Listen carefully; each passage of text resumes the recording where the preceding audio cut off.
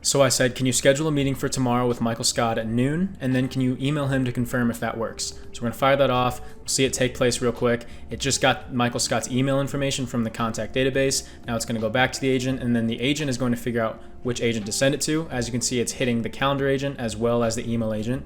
Looks like the email just got sent, looks like the calendar event just got made, and now it's gonna respond to us. The meeting with Michael Scott has been successfully scheduled for tomorrow at noon. Additionally, an email has been sent to him to confirm if that time works. You can view the meeting details here.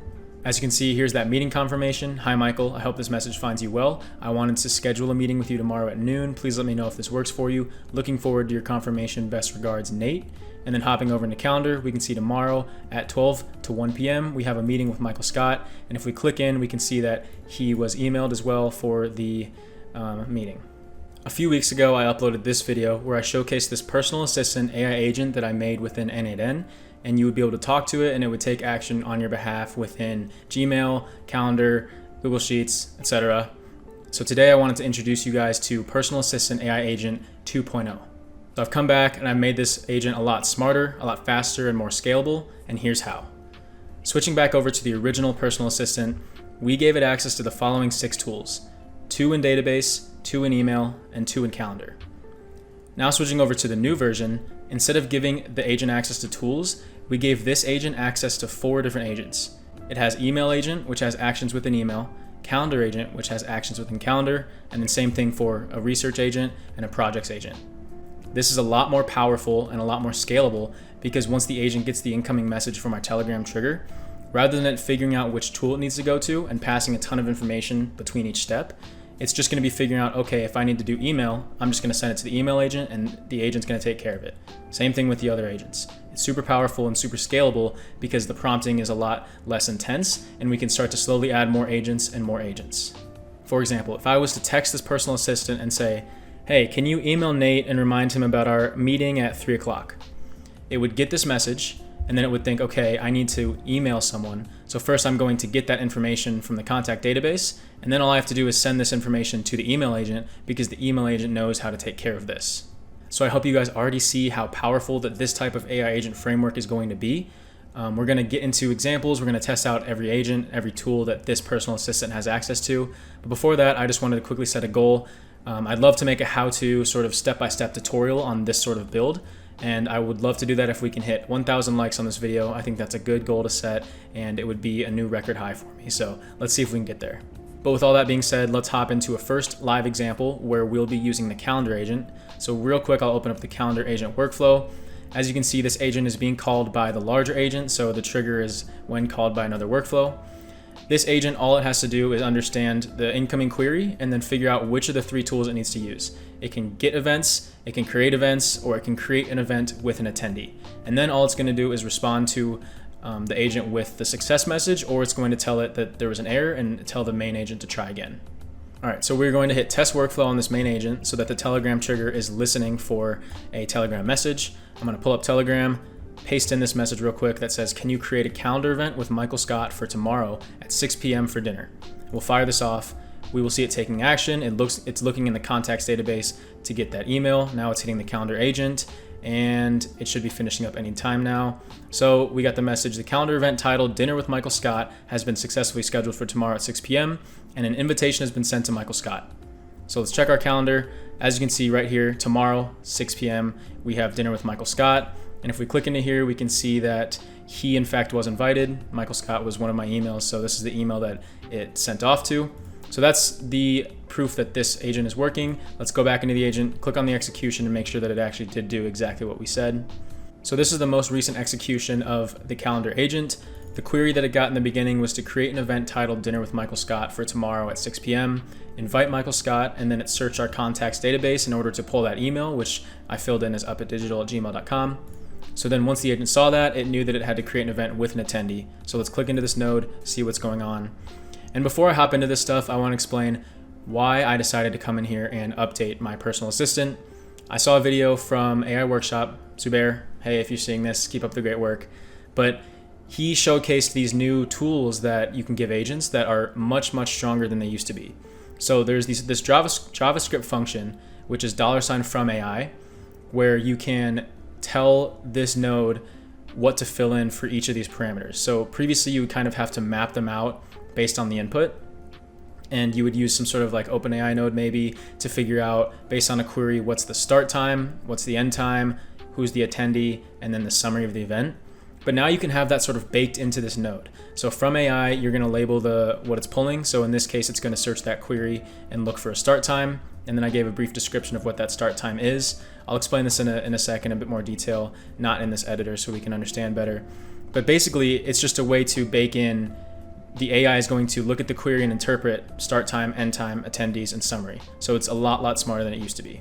So as you can see, it filled in the start times automatically, it filled in the email, and then it filled in the summary, the title of the calendar event, Dinner with Michael Scott. And then all it did in the success message was sent out that the event, Dinner with Michael Scott, was created, and it responded to the agent so that the agent could respond to us.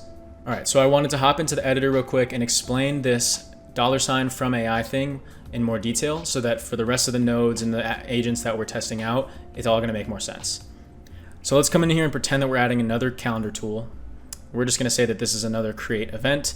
So to create an event in your calendar, once you have all your credentials set up, you need a start time, an end time, and then let's just say we wanna add a summary as well, which is just the title that shows up in Google Calendar. So from the query, let's say we asked, can you make an event for dinner from 5 to 6? So obviously the start time, end time, and the summary are all in there, but this node doesn't know that. So we need to give this node some context of how to fill in these different parameters. So typically what I would do is once that query comes in, we would run it through like maybe an OpenAI node to message a model, and then that model would figure out what's the start time, what's the end time, and what will we title this event. But now we don't even need that. We can just sort of come in here and we can do an expression, which is going to be $ right here from AI. We click on this and then we can see we need to add a key, and then we can add other things that are optional. Usually what I've been doing right now is adding a key and a description. So in this case, the first thing we need to enter is a key. So we're filling in the start time parameter, so our key can just be start. Or I guess let's just do start time to make more sense. And then if we can leave it as that, and the AI will probably be able to figure out what the start time for the event is. But if you want to be more detailed, you could add a comma, another quotation mark, and say the start time of an event.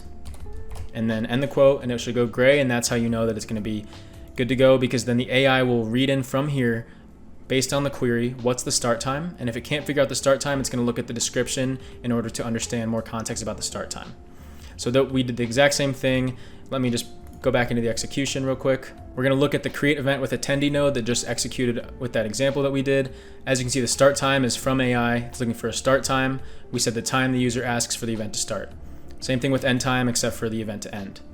Then for attendees, we gave the key of attendees, and the description for what an attendee is the person or people that the user is asking the event to be scheduled with. So in this case, it was upatdigital@gmail.com.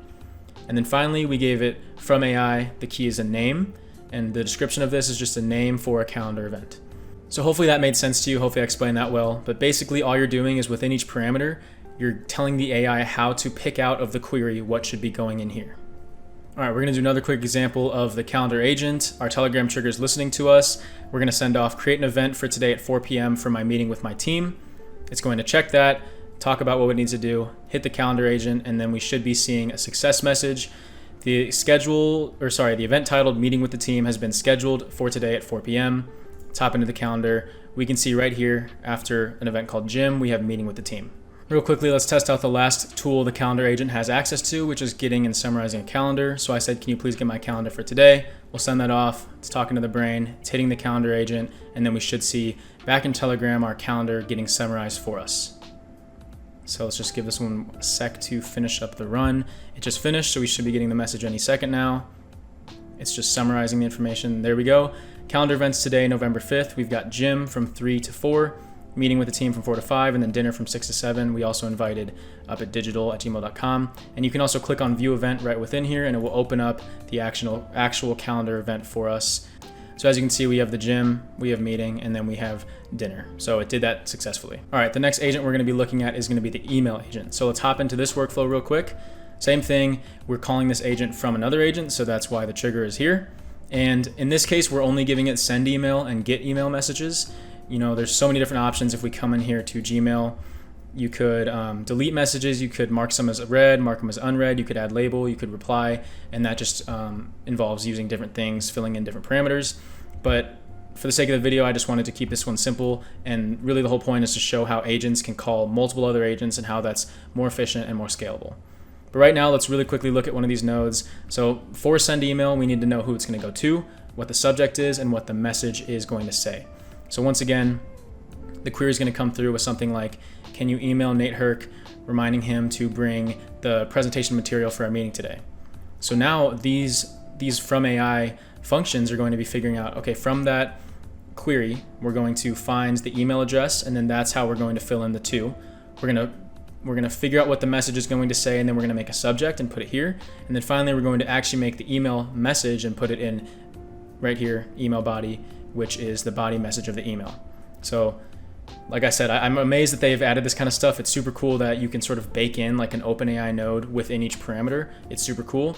But let's just pull up Telegram and test out this agent. All right, we're gonna send off, can you email Nate Herc and ask him how the project is coming along? We'll send that off. It's gonna think about it. It should be hitting the contacts database to get Nate Herc's email, and then it's gonna go back to the email agent. The email agent's currently deciding which tool it's gonna use, and then it should send us off the email and then let us know. So I've sent an email to Nate Herc asking for an update on the project. Let's go check our email and see what that one looks like. Okay, that email just came through. The subject is project status update. Hi Nate, I hope this message finds you well. I wanted to check in and see how the project is coming along. Could you please provide an update at your earliest convenience? Thank you, best regards, Nate. So with very minimal prompting, we were able to have it send a very, it's formatted like an email, it signs off, it has line breaks, and that stuff is awesome. And like I said, within this email agent, I hardly even prompted this thing. All I did was say, if a number of emails isn't specified, just assume it will be 5. You'll see that in the next tool. But then I also just said, when sending an email, always sign it off from Nate. Never include something like square brackets, your name. So obviously I want to build on this agent. I want to upgrade the prompting. I want to start to give each agent more tools, but I really wanted to get this video out so you guys could see how to start playing around with sort of very custom AI agent frameworks. So the next tool that this agent has is get messages. As you can see, it's going to be looking for messages from a specific sender. So that will be specified based on the query. And then it's going to figure out how many messages to get. So that's why in the prompt I said, if a limit isn't specified, just grab 5. All right, the trigger is listening for us again. We're gonna say, can you please get my emails from Michael Scott? And this one should check the contacts database to understand who Michael Scott is, what that email is, so then it can tell the email agent that we're looking for emails from this specific address. Looks like it's working through to do that right now in the back end, and then we should get a success message here, and we should get our messages from Michael Scott summarized in Telegram. So that just came through. Here are the emails from Michael Scott, which is upatdigital@gmail.com. We've got lunch this weekend. It's gonna give us a date and content. We've got the subject, Project Rhino. It's gonna say a reminder about your meeting with him tomorrow. Don't forget to bring note cards in the poster. And then the third one is Project Panda. Reminder that the project must be completed by 2025 to avoid any consequences. So super cool way to get emails quickly summarized from a specific person. All right, moving on to the third agent that this personal assistant has access to is the research agent. Let's take a look at what this one is doing. Same format in the sense that it's getting called by the agent, so it's triggered like that. The research agent, we gave it a very brief prompt, basically just saying, you're a research agent, you have Wikipedia, Hacker News, and SERP API. To answer the question, first search Wikipedia. If you can't find it there, then look through Hacker News, and then if you can't find it there, use SERP API. So that's just sort of the flow that we wanted to go through. And then finally, if there's an error, it's going to tell the agent to try again, and if it's a success, then it's going to output the information that we wanted. Okay, so for the first one, let's try just saying, can you find out some recent news about OpenAI? Let's hit that off. It's going to talk to the brain, go to the research agent. The research agent right now is figuring out which of the tools that it's going to be able to use in order to answer our question. And any second now, it should be going back to the AI chat model, which will go back to the agent and give us our answer. So as you can see, we just got some recent news about OpenAI.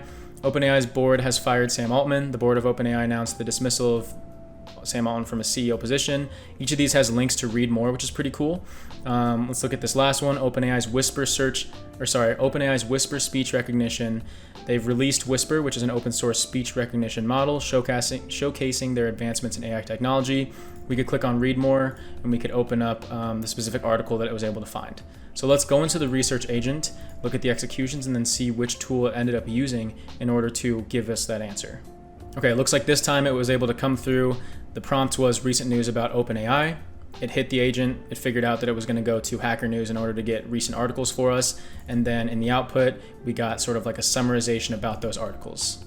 Another very simple use case, but let's just say we're asking, what is Tesla? I imagine this one will go to Wikipedia since it's something more basic, but right now it's hitting the research agent. The agent's thinking about which tool it's going to use, and I'll be back in a sec when we get the answer. Okay, it looks like we just got the answer. Tesla most commonly refers to Nikola Tesla, a Serbian-American engineer, Tesla Inc., or Tesla, a unit of magnetic flux density in the International System of Units. So that's kind of interesting. Tesla Inc. is related to vehicles and sustainable energy. Okay, so that was an interesting response. I wonder which one this one went through. So let's give this a second to update. Right here, we got the newest execution. So this one just did Wikipedia, so that's pretty cool. I imagine the search criteria was, what is Tesla? So it pretty much just searched Wikipedia and gave us 3 different answers of what Tesla is. All right, and for this third one, I'm gonna say, can you find Apple's most recent earnings? Hopefully this one will hit SERP API. We will see. But it's pretty cool to see that you don't actually have to be using credits and SERP API in order to get some of your questions answered. Like, I kind of thought that Tesla one, with the answer that it gave, I thought that was pretty complex, but let's see. Right now, it is hitting the research agent.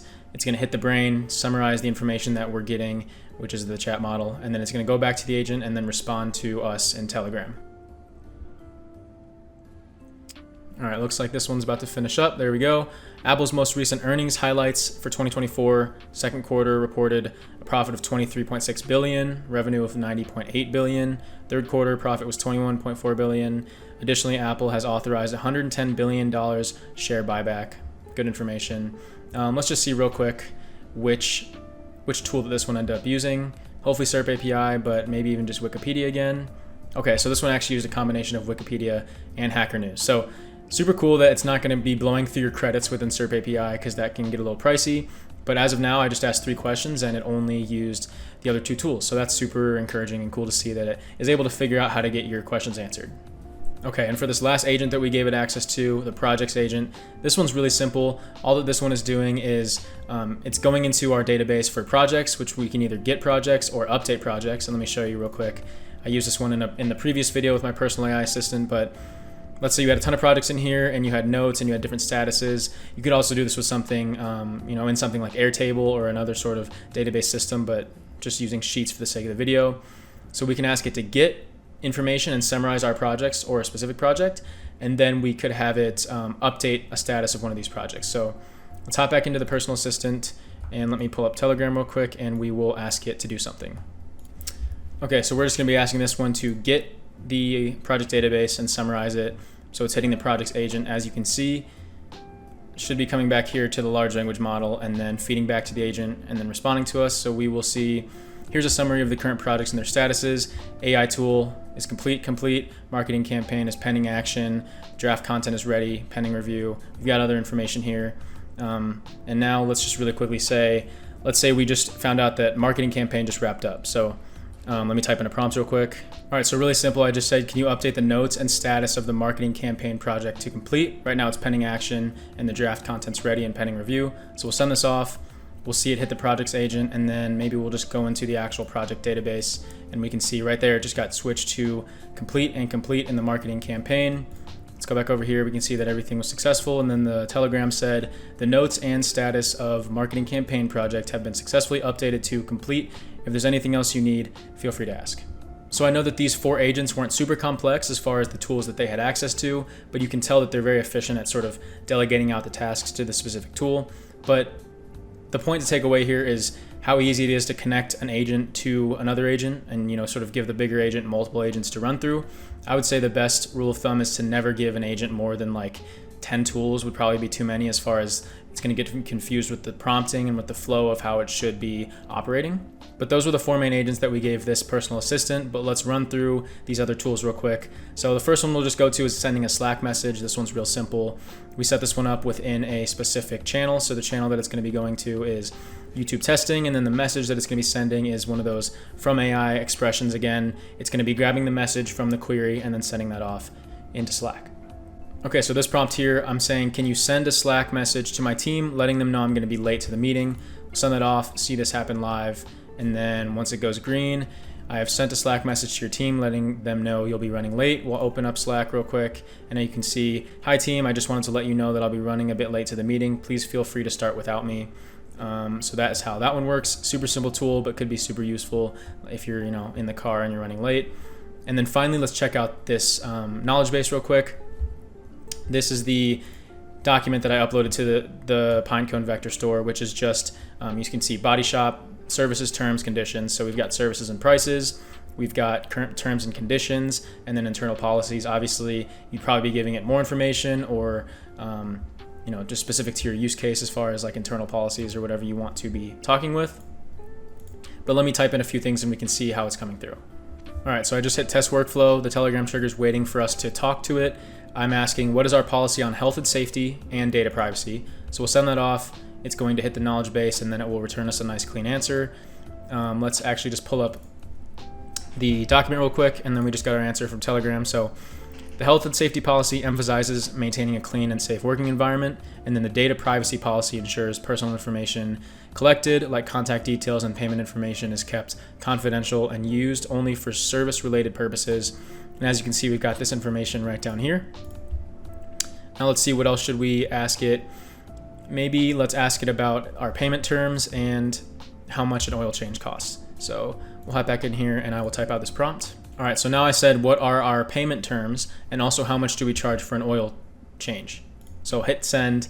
Telegram's going to take that. It's going to hit it off to the Pinecone vector store, and then it will give us a nice clean answer about payment terms and oil change. So as you can see, our payment terms are that all payments are due upon completion of services. We accept cash, credit cards, blah, blah, blah. For an oil change, we charge $35 for standard and $65 for synthetic. So as you can see, $35 and $65, and then payment terms, cash, credit, and approved financing options. So that seems to be feeding through correctly. And then finally, we have the calculator. So I don't think this is really too much to show off. I'm literally just going to say 8 times 451 and see what we get there. It should be, I didn't test it. We'll test it. So now it's going to be running that prompt. It will hit the calculator, and it's going to say the result of 8 times 451 is 3,608. So that's obviously just how the calculator tool works, but that's in case you had a prompt where you wanted to do a calculation within maybe sending a query. So that's why we always include the calculator.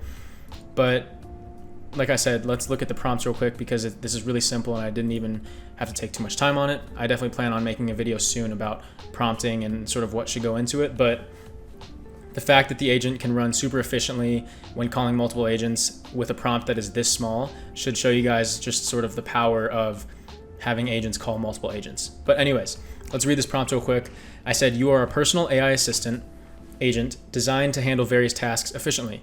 Your primary role is to manage contacts, emails, calendar events for the user. You have access to 3 tools to help you fulfill your requests. So honestly, that's not even true. I haven't even fully updated this prompt and it's still working really well. So contact data, use this when you need to look up contact information like an email address. You need to use this tool before sending an email or before getting emails, because a lot of times it has to look up the email address to get information from. It also has to look up an email address if it wants to send a calendar invitation sort of with an invite. Then we have the email agent. We just said to use this for handling sort of all email related actions. Calendar agent, use this for handling all actions related to calendar.